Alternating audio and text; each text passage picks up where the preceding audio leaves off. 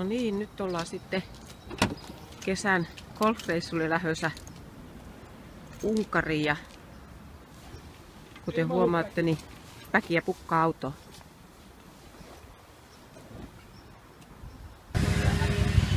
Tässä olemme valmiina lähtemään pyöräilemään.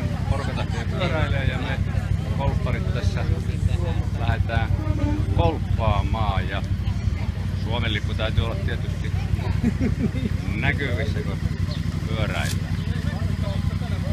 Sää on mitä mainioin. Aamulla 9 ja 5 astetta. No niin, olemme saapuneet tänne Mahtavan järven rannalle. Kauniit ilmat on ja porukka täällä kuntoilee, nautiskelee lomasta, aktiivilomasta. Sieltä tulee Karkkaniikkoa, oliko se Lahtela sittenkin. Siinä yrittää taiteilla, hyväksyttäneen.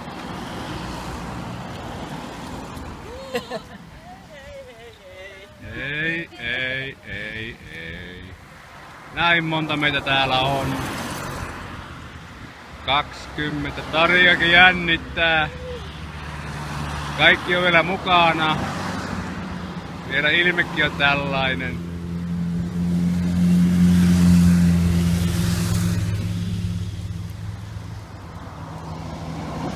Ja Suomen lippu on joudilla kanssa. Sinne menee.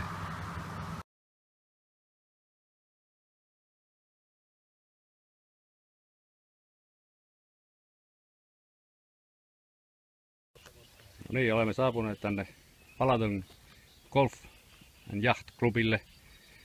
Kierros on tässä alkamassa ja äijä on täällä kusella ja muutenkin ottamassa vuoroaan. Ja on täällä yksi rouvakin paikalla. Smile!